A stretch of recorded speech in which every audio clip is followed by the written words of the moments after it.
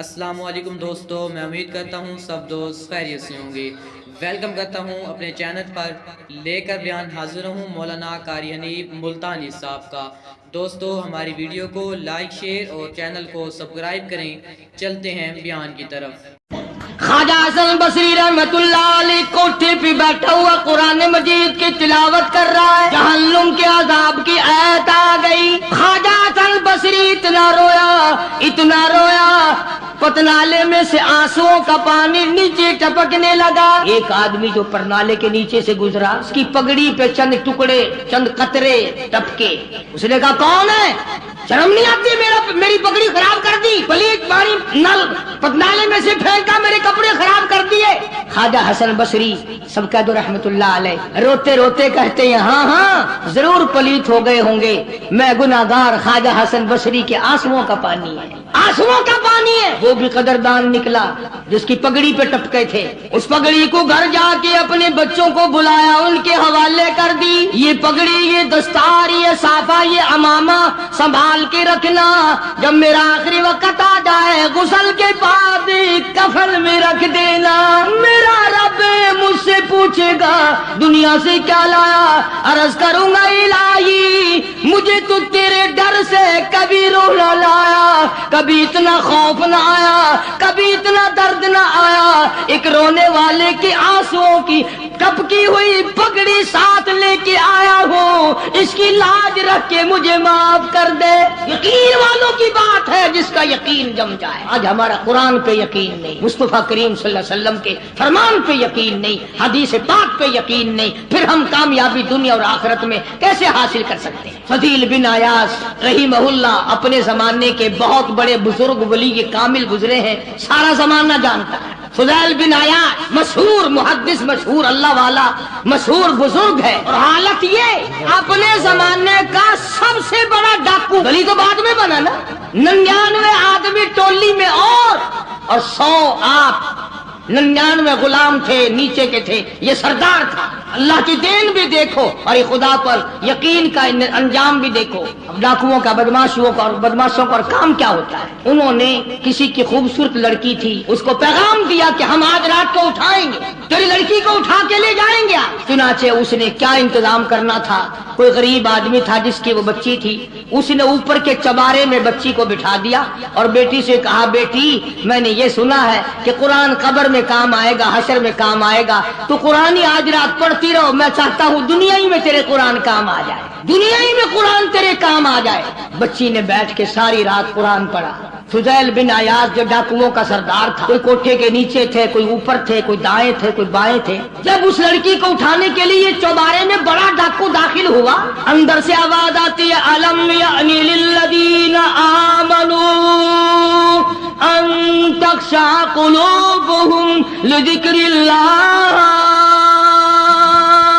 الم یعنی للذین آمنوا ان تخشع قلوبهم لذکر اللہ وما نزل من الحق۔ ترجمہ یہ ہے او اللہ کی ذات پر یقین رکھنے والے، او رات کے اندھیرے میں چلنے والے، تو خدا کے قہر سے کب ڈرے گا؟ کب مالک کے کائنات کے عذاب سے تیرے دل میں خوف آئے گا؟ اب بھی خوف کھا جا، میرے ذکر سے ڈر جا، میرے نام سے ڈر جا، میرے غضب سے ڈر جا، میرے قہر سے ڈر جا، میں تجھے معاف کر دوں گا۔ کوئی تقریر نہیں، کوئی واعظ نہیں، کوئی نصیحت نہیں، کوئی کس تبلیغ کا پروگرام نہیں۔ بچی نے قرآن کی آیت کو 2-3 مرتبہ دہرا کے پڑھا۔ فضیل بن عیاض نے قرآن سنا، عرب کا علاقہ تھا، قرآن سمجھتا تھا، بس دیر نہیں لگی، کوٹھے پہ کھڑا کہنے لگا اپنا راستہ بدل گیا ہے، جس نے میرے ساتھ آنا وہ میرے ساتھ آئے، جس نے بدماشوں کے ساتھ جانا بدماشوں کے ساتھ جائے۔ ہم تو آج توبہ کرتے ہیں، اور ایک بچی کا خدا کے قرآن پہ یقین ہے تو میں خدا کی ذات پہ یقین نہ کروں؟ اپنے زمانے کا بہت بڑا ولی کامل گزرا ہے، ایک آیت پہ یقین کر لیا، قرآن کی ایک آیت پہ، اور ہمارا ساری آیتوں پہ یقین نہیں، نماز کی آیتوں پہ یقین نہیں، زکات کی آیتوں پہ یقین نہیں، رمضان کے روزوں کی آیتوں پہ یقین نہیں۔ ابھی آ رہا ہے نا گرمی کا رمضان، لوگوں کو ابھی سے پھانسی لگ رہی ہے۔ انشاءاللہ بوتلیں مانج کے رکھ لی ہیں کافی سارے لوگوں نے، سارا سال بس سارے مہینے بوتلیں دکھاتے رہیں گے، حاجی صاحب روزہ نہیں، وہ جی تکڑا نہیں، طبیعت خراب ہے. کب سے؟ بچی چاند نظر آیا نا, چاند نظر آتی طبیعت خراب ہو گئی. اندالا مکری. اور یہی لوگ عید کے دن سب سے پہلے آگے آگے نکلتے ہیں, ٹور بنانے میں, جوتے میں, کپڑے میں, بھاگ دوڑ میں. روزہ ایک نہیں رکھتے. حدیث پاک میں آتا ہے کہ جو میرے رمضان کا اکرام نہیں کرتا, میرے رمضان کا احترام نہیں کرتا, میرے رمضان المبارک کی عزت نہیں کرتا, قیامت کے دن میں ان کو نہیں پوچھوں گا کہ تم جہنم کے کس کھاتے میں پڑے. یہ بات نہیں. اللہ پاک کو ہمارا بھوکا مارنا مقصود نہیں ہے. اس کو کیا فائدہ ہمارے پیاسا مرنے سے, بھوکا مرنے سے. خدا تو دیکھنا چاہتا ہے کہ یہ اپنی مرضی سے کھاتے ہیں یا میرے کہنے سے کھاتے ہیں, اپنی مرضی سے پیتے ہیں یا میرے کہنے سے پیتے ہیں, اپنی بیوی کے پاس اپنی مرضی سے جاتے ہیں یا میری مرضی کے مطابق جاتے ہیں. تم اپنی اولاد کو پرکھ سکتے ہو, نوکر ملازم کو پرکھ سکتے ہو. خدا کو یہ حق نہیں پہنچتا کہ وہ بندوں کو آزمائے, بندوں کی پرکھ کرے کہ یہ اللہ والے ہیں یا خدا والے ہیں یا شیطان والے ہیں اور غلط کار لوگ ہیں. اب تو گھر کے گھر نہیں روزے رکھتے, اور اگر کہہ دو تو گولی لگتی ہے کہ ہمیں کہا کہ روزے نہیں رکھتے. جو کھلم کھلا کھاتا پیتا ہے, جو رمضان کا اکرام اور احترام نہیں کرتا, خدا کی قسم دائرہ اسلام سے خارج ہو جاتا ہے. پتہ چلے گا جب موت آئے گی, ہاں کہ قبر میں کیا بنتی ہے, حشر میں کیا بنتی ہے, قیامت میں اللہ کی عدالت میں کیا بنتی ہے. ٹھیک ہے, نہ کماؤ ایک مہینے میں, نہ کام کرو. اگر 11 مہینے کی کمائی میں پورا نہیں پڑا تو رمضان کی کمائی میں کون سا تو تاج و تخت کا مالک بنے گا. تھوڑا کما لو, کم کما لو, چھٹی کر لو مہینے کی, کوئی بات نہیں, تھوڑے پہ گزارا کر لو. پرانے کپڑے دھو کے پہن لینا, ہلکی غذا کھا لینا, مگر کم سے کم جب عید کے دن یہ اعلان ہو اللہ کی طرف سے, جاؤ میں نے تم سب کو معاف کر دیا, اس میں تو شامل ہو جاؤ. میرا عرض کرنے کا مقصد یہ تھا کہ یہ تینوں صحابی, اندازہ لگاؤ, حضور کے دیوانے, حضور کے پروانے, حضور کے جانثار, حضور کے یار, حضور کے ملنے والے, ایک جنگ میں نہ گئے. سرکار مدینہ صلی اللہ علیہ وسلم نے بولنا تک بند کر دیا. تو لوگ نمازوں کی پرواہ نہیں کرتے, روزے کی پرواہ نہیں کرتے, اور کسی کا حق کھا کر کے مر جاتے ہیں, کسی پہ ظلم کر کے مر جاتے ہیں. تو یہ ساری کی ساری چیزیں جو ہیں وہ انسانیت کو برباد کرنے والی ہیں, تباہ کرنے والی ہیں, عظیم نقصان پہنچانے والی ہیں. اللہ پاک مجھے اور آپ کو عمل کی توفیق عطا فرمائے. قرآن نے انہی لوگوں کی تعریف فرمائی. دیکھو نا, ہم بازار میں جاتے سودا خریدنے, کارخانوں میں جاتے مال خریدنے, اور صحابہ کے بارے میں قرآن کہتا ہے میں یشری نفسہ ابتغاء مرضات اللہ. فرمایا صحابہ وہ تھے جو جان دے کر میری رضا خریدا کرتے تھے, پیسے دے کر نہیں, جان دے کر میری رضا خریدا کرتے تھے. پھر خدا نے فرما دیا واللہ رؤوف بالعباد, یہی میرے بندے ہیں, میں ان کا خدا, یہ میرے صحیح بندے ہیں. اور پھر آگے ہم جیسوں کو فرمایا یا ایھا الذین آمنوا ادخلوا فی السلم کافہ, اسلام میں پورے داخل ہو جاؤ. یوں نہیں کہ آدھا تیتر آدھا بٹیر, مسلمان بھی کہلاؤ اور کافروں والے کام بھی کرو, ایسا نہ کرو. ادخلوا فی السلم کافہ, اسلام میں پورے داخل ہو جاؤ. ولا تتبعوا خطوات الشیطان, شیطان کی پیروی نہ کرو. انہ لکم عدو مبین, وہ تمہارا کھلم کھلا دشمن ہے, سراسر دشمن ہے, صریحاً دشمن ہے. اس کی نہ مانو, میم کالی کملی والے کی مانو. فَإِن زَلَلْتُم مِّن بَعْدِ مَا جَاءَتْكُمُ الْبَيِّنَاتُ فَاعْلَمُوا أَنَّ اللَّهَ عَزِيزٌ حَكِيمٌ. قرآن کے آ جانے کے بعد بھی اپنے آپ کو پھسلانا نہیں, اپنے آپ کو تباہ نہیں.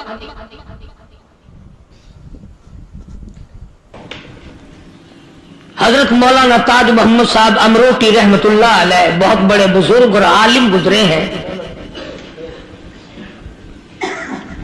ان کے زمانے کا واقعہ ہے کہ ایک مسجد کا خادم تھا، مسجد کا جھاڑو دینے والا، صفیں بچھانے والا. اس زمانے میں بجلی یہ کہاں تھی، مسجد میں پانی بھرنے والا، مسجد کی صفائی کرنے والا، مسجد کا خادم جس کی آج ہمارے یہاں کوئی حقیقت نہیں، کوئی مقام نہیں. حالانکہ حدیث پاک میں آتا ہے کہ جس کو اللہ پاک اپنے دربار کا خادم بنا لے اسے اور کیا چاہیے.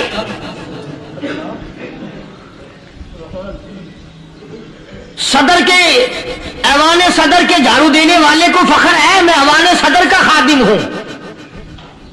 گورنر ہاؤس کے جھاڑو دینے والے کو فخر ہے میں گورنر ہاؤس کا خادم ہوں. کمشنر کے خادم کو فخر ہے میں کمشنر کا خادم ہوں. اور یہاں کوئی فخر نہیں کہ میں اس حکم الحاکمین کے دربار کا ایلچی ہوں.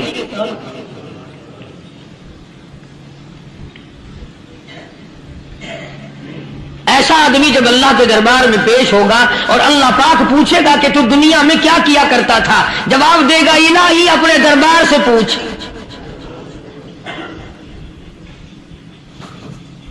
تو مسجد کا خادم تھا، نیک آدمی تھا، لوگوں کو اس کی حقیقت کا پتہ نہ تھا.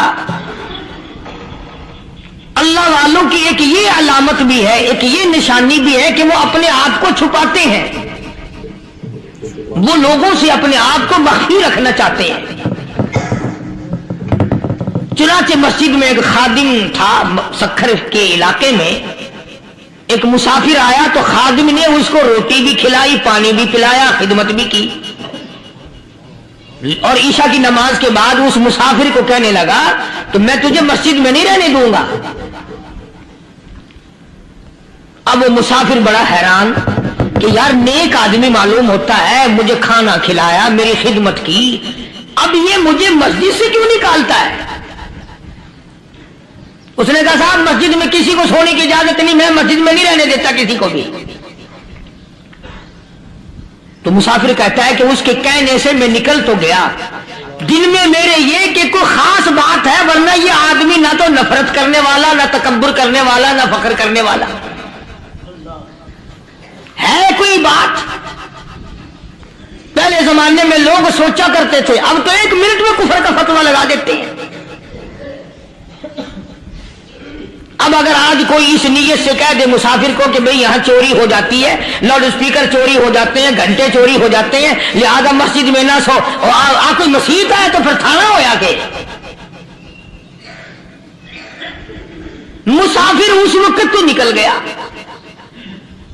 اور دور جا کر کے عشاء کی نماز کے بعد پھر واپس آ گیا. تو مسجد کے خادم نے سارے دروازے بند کر لیے اور دروازہ بند سارے بند کر کے رات کو اللہ اللہ کرنے بیٹھ گیا.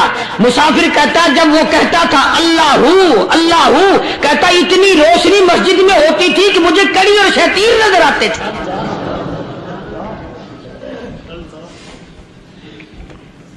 ساری رات وہ نہ سویا. یہ جو جھنڈے لگا کے بیٹھے ہیں انہیں کون ولی کہتا ہے؟ ولی کو جھنڈا لگانے کی ضرورت کیا پڑی ہے؟ صبح ہوئی، اذان سے کچھ دیر پہلے اس مسجد کے خادم نے دروازے کھولے، لوگ آ گئے. اب اس مسافر نے تو حال دیکھ لیا تھا. صبح کی نماز کے بعد کہنے لگا حضرت جی آپ نے چھپانے کی تو بڑی کوشش کی پر میں نے پھر بھی دیکھ لیا، میرے لیے دعا فرما، میرے لیے کوئی دعا فرماؤ. چنانچہ اس اللہ والے نے، اس مسجد کے خادم نے، اس ولی نے اس کے لیے دعا کیا کی؟ اللہ تعالیٰ تجھے انسان بنائے، اللہ پاک تجھے آدمی بنائے. اب وہ مسافر کہتا ہے کہ کمال ہو گیا، نہ میری دکان کے لیے دعا کی، نہ میرے مکان کے لیے دعا کی، نہ میرے دولت مند ہونے کی دعا کی، نہ میرے جنت میں جانے کی دعا کی، نہ میرے قبر سے عذاب سے بچنے کی دعا کی. یہ بھی کوئی دعا کہ اللہ تجھے بندہ بنائے؟ اب کون سا میں گدھا ہوں؟ اللہ اکبر. یہ بھی کوئی میرے مطلب کی دعا کی ہے؟ وہ اللہ والا سمجھ گیا کہ اس نے میری دعا کی قدر نہیں سمجھی. مسجد میں بیٹھے تھے، پاس بازار تھا. اس اللہ والے نے اپنی ٹوپی اتار کر اس مسافر کے سر پہ رکھ دی اور کہا ذرا بازار میں جھانکی پائی ہے، ذرا ڈھانکی بازار میں. جب اس نے نظر ڈالی تو لوگ چل رہے ہیں، کوئی گدھے کی شکل، کوئی کتے کی، کوئی خنزیر کی، کوئی بھیڑیے کی، کوئی چتے کی، کوئی لومڑی کی، کوئی گدڑ کی شکل ہے. اچھا وہ مسافر بھی سیانا تھا، اس کو خیال آیا کہ میں اپنے آپ کو تو دیکھوں تو گدڑ نظر آیا. پھر اس اللہ والے کی دعا کی قدر ہوئی. تو اس پر یہ میں نے ذکر کر دی بات، ایک حکایت اللہ والے کی کہ ہم کوئی بندے. اب آپ لوگوں میں سے شانے آدمی یہ کہتے ہوں گے کہ تو نے تو بات بنا دی ممبر پہ بیٹھ کے، آدمی نہیں تو ہم کیا ہیں؟ آؤ ذرا قرآن کریم سے پوچھیں. فرمایا لہم قلوب لا یفقہون بہا. اللہ پاک جل شانہ فرماتے ہیں جس کا دل قرآن کریم سمجھنے کا عادی نہیں. لہم قلوب لا یفقہون بہا، جس کا دل قرآن سمجھنے کے لیے تیار نہیں. وَلَهُمْ أَعْيُنٌ لَا يُبْصِرُونَ بِهَا، جس کا کان اللہ کا قرآن سننے کے لیے تیار نہیں. أَمْ لَهُمْ آذَانٌ لَا يَسْمَعُونَ بِهَا، أَمْ لَهُمْ آذَانٌ يَسْمَعُونَ بِهَا، جس کا کان خدا کا قرآن سننے کو تیار نہیں. خدائی فیصلہ سنو، اللہ کے قرآن کا فیصلہ سنو، اللہ کے کلام کا فیصلہ سنو. جس کا کان میرا کلام سننے کے لیے تیار نہیں، جس کو میرا قرآن سن کے مزہ نہیں آتا، جس کو میرا کلام سن کے حلاوت نہیں آتی، جس کو میرا کلام سن کے لذت نہیں آتی، جس کی روح تازی نہیں ہوتی، جس کو لطف نہیں آتا، جس کو کیف نہیں آتا، جس کو سرور نہیں آتا، جو میرا قرآن سننے کو تیار نہیں، جو میرا قرآن آنکھوں سے دیکھنے کو تیار نہیں، جو میرا قرآن سننے سمجھنے کے لیے تیار نہیں. آؤ پھر خدائی فیصلہ سنو. فرمایا اولئک کالانعام،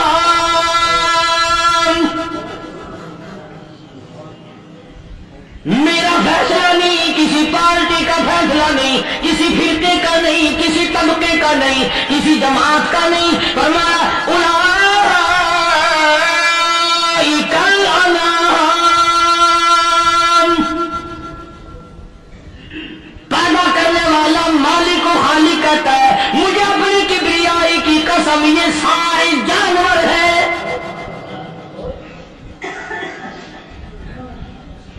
یہ سارے کے سارے جانور ہیں، یہ درندے ہیں جو ایک دوسرے کو چیر پاڑ کر کھاتے ہیں، یہ درندے ہیں جو ایک دوسرے کا خون پیتے ہیں. فرمایا بل ہم اضل، جانوروں سے بھی بدتر.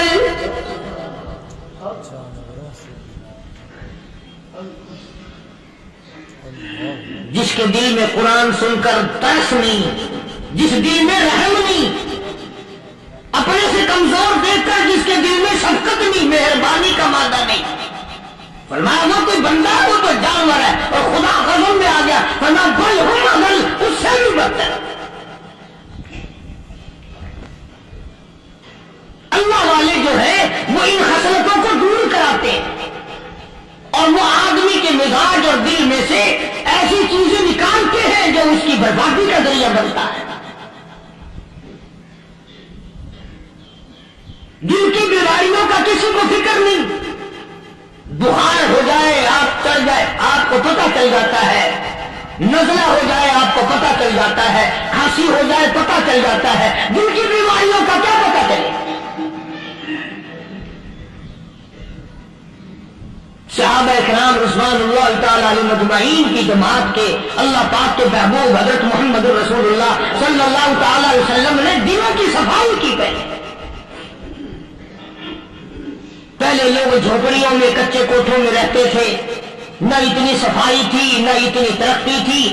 آج برتنوں کی صفائی دیکھو، کپڑوں کی صفائی دیکھو، مکان کی صفائی دیکھو، رات دن مزید دھندے میں لگے ہوئے. सारा दिन बर्तन धोने से फुर्सत नहीं, सारा दिन कपड़ों के बनाओ और सामान में फुर्सत नहीं। तो अल्लाह वाले ऐसे मौके पर बड़ी अजीब बात कहते हैं, वही मजजूब है। मजजूब अली रहमत कहते हैं बज़ाहिर तो हर शय में बेहद सफाई, बज़ाहिर तो हर शय में बेहद सफाई, मगर दिल में है गंदगी इंतहाई। बज़ाहिर तो हर शय में चेहरे की सफाई, बदन की सफाई, न जाने कितनी किस्म का साबुन है, न जाने कितनी किस्म के पाउडर है, न जाने कितनी किस्म के शैम्पू है, न जाने कितनी किस्म के कपड़े हैं, क्या चाल ढाल है, क्या नए नए डिजाइन है। मजजूम कहता है सब कुछ देख लिया, बज़ाहिर तो हर शय में बेहद सफाई, मगर दिल में है गंदगी इंतहाई। जिस यार की बैठक में बैठ के खाना खाया, जिस रिश्तेदार की बैठक में बैठ के खाना खाया, उसी की बहन को देखकर आमरू पे जाकर डालने का प्रोग्राम है। जिस दोस्त के घर में बैठ के खाना खाया, उसी दोस्त की बीवी की इज्जत लूटने का प्रोग्राम है। पुराने जमाने में अब भी दिल्ली जैसे शहर में अगर दावत की जाती है तो वहां एक तस्करी में नमक आता है सबसे पहले। आराम में भी दस्तूर था पुराने जमाने में, अगर कोई दावत करता, कोई तकरीब करता, सबसे पहले नमक आता था। एक एक उंगली हर शख्स नमक चाटता था। क्या मतलब? जिसने नमक चाट लिया अब वो नमक हरामी नहीं बनेगा। इस घर में चोरी करना, इस घर की आबरू का गलत तस्वुर लाना, इस घर के माल में खयानत करना वो हराम समझता था जिस घर का मैंने नमक चख लिया। और मुसलमानों की बात नहीं, हिंदुओं की भी ये बातें थी। मौलाना मोहम्मद अली साहब जलंधरी सब का रहमतुल्लाह अलैह फरमाया करते थे कि एक सिख था बहुत बड़ा डाकू, मुसलमान और हिंदू मिलकर उसको साथ मिलाकर के ले गए कि यहाँ इस गांव में इस फील्ड में डाका डाले। सफर करके गए, तकलीफ उठा के गए। उस सिख डाकू ने पूछ लिया कि ये कौन सा गांव है कि ये फलाना है। अच्छा सारे के सारे ये तलाश करो, ये सोच विचार करो, अपने पिंड की, अपने इलाके की, किसी मुसलमान की, किसी हिंदू की, किसी सिख की, किसी चूड़े चमार की इस गांव में लड़की तो नहीं। हमारे यहां से कोई लड़की तो शादी होकर यहां नहीं आई हुई। उन सारों में से कहने लगा कि हमारे भंगी की लड़की जमादार की यहाँ आई हुई है। कहने लगा वापिस चलो, बेटी बेटी है, चाहे भंगी की हो या नवाब की हो। अरे कल बेटी का डोरा दिया था, धक्का डालेंगे, शर्म नहीं आएगी।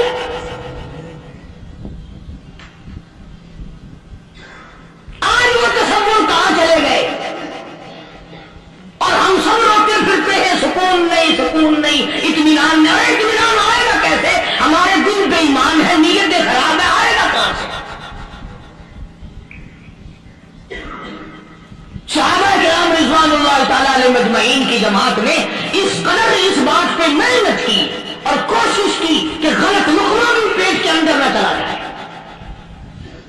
चुनांचे मैं ऐलान करता हूं, 1,29,000 सहाबा किराम काली कमली वाले के दीवाने और परवाने, हुजूर के यार जानिसार, हुजूर के साथ फाका खाने वाले, फाकों मरने वाले, पत्थर खाने वाले, अपने बच्चों के टुकड़े होते हुए देखकर ला इलाहा इल्लल्लाह मुहम्मदुर रसूलुल्लाह की सना बुलंद करने वाले सहाबा किराम का ये हाल था।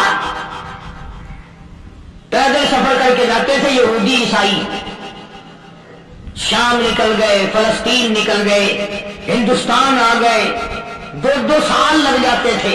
अपनी जवान बेटियों को मुसलमानों के घरों में छोड़ के आ जाते थे। कभी निगाहे नबुव्वत ने जिनको रंग दिया था, कभी किसी सहाबी पे ज़र्रा बराबर इल्जाम नहीं लगा। उन यहूदियों का, उन ईसाइयों का यह अकीदा था कि मोहम्मद सल्लल्लाहु अलैहि वसल्लम के जो गुलाम हैं, इनकी निगाह भी पाक है, इनके दिल भी पाक है, इनके इरादे भी पाक है, इनके हाथ भी पाक है।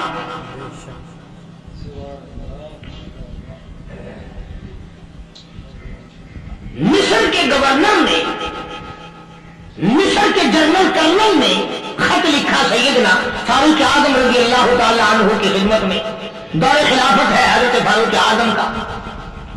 کیا خط لکھا کہ حضور مجھے کافی وقت گزر گیا ہے اور فلاں علاقے میں آپ کے حکم سے ہم نے جانا ہے اور راستہ صرف ایک ہے اور اس راستے میں جال بچھا دیا گیا. اب مجھے مشورہ دیں میں کیا کروں، حکم دیں مجھے. جال کیا بچھا دیا گیا کہ ہمیں پتہ چل گیا ہے عیسائیوں نے پروگرام بنایا، سینکڑوں لڑکیاں تلاش کر کر کے بڑی خوبصورت حسینہ اکٹھی کی ہیں، ان کو گانے بجانے کی ٹریننگ دی ہے، ان کو اچھی اچھی آوازوں والی لڑکیاں ڈھونڈ کے لائے ہیں اور انہوں نے یہ پروگرام بنایا کہ جب مسلمانوں کی فوج اس گلی سے گزرے گی ان کوٹوں کے اوپر چڑھ کے گانا بجانا کریں گے تاکہ ان کے دل میں بدماشی آئے اور ان کا بیڑا رکھو.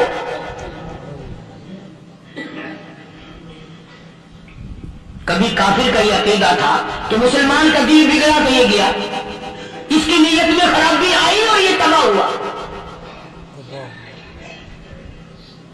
جناب فاروق اعظم رضی اللہ تعالیٰ عنہ نے اسے یہ خط نہیں لکھا کہ تو قرآن پڑھا کر تو نفل پڑھا کر. امیر المومنین خلیفۃ المسلمین سیدنا فاروق اعظم رضی اللہ تعالیٰ عنہ نے اپنے جنرل کرنل کو خط لکھا کہ اس میں لمبی چوڑی فکر کی کوئی بات نہیں، اس میں کوئی پریشانی والی بات نہیں، کوئی سوچ و بچار والی بات نہیں. سارے تیری فوج میں تیری کمان میں مسلمان ہیں، سب کو اکٹھا کر لے، ساروں کو اکٹھا کر کے قرآن کریم کے سورۃ نور کی 2 آیتیں سنا دے.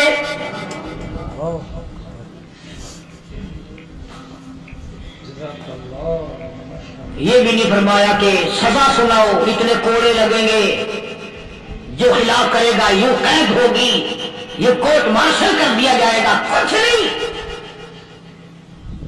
جناب فاروق اعظم رضی اللہ تعالیٰ عنہ کی رائے دیکھو، ان کے خیال میں قرآن کریم میں اتنی بڑی طاقت ہے، اتنی بڑی عظمت ہے، اتنی بڑی کرامت ہے، کلام الہی میں اتنا بڑا شرف ہے.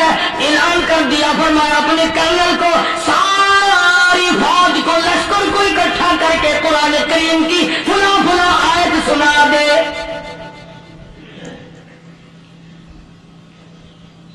اور اس کے بعد بے دھڑک فوج کو لشکر کو اسی راستے سے گزار کے لے جا، بے دھڑک لے جا.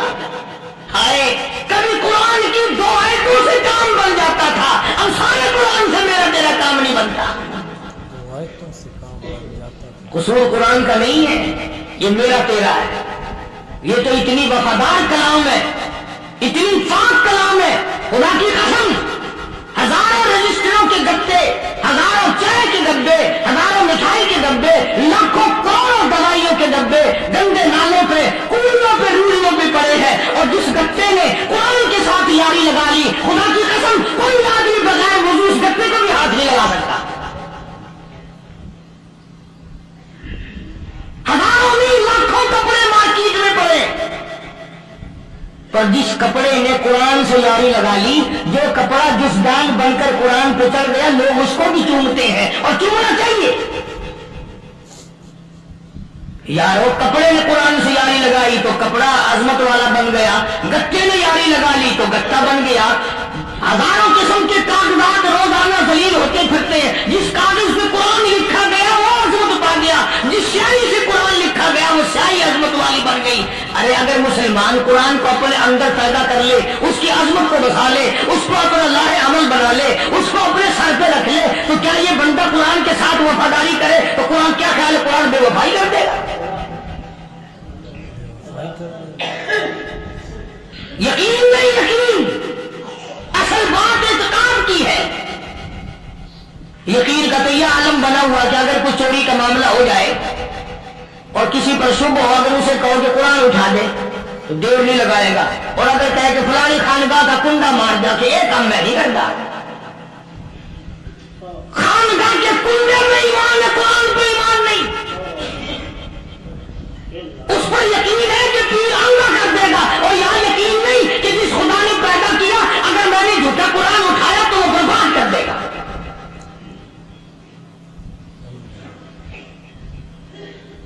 عجیب عجیب لوگ. چنانچہ مصر کے کرنل نے، مصر کے جنرل نے ساری فوج کو اس نے بھی یہ بات تو نہیں کہی کہ فاروق اعظم کو دوبارہ خط لکھتا کہ حضرت یہ تو 2 آیتیں آپ نے لکھی، یہ تو سارا قرآن روز پڑھتے ہیں۔ ماشاءاللہ، سبحان اللہ۔ یہ تھے قاری حنیف ملتانی صاحب جو بہت ہی خوبصورت آواز اور خوبصورت انداز میں بیان فرما رہے تھے۔ اللہ حافظ۔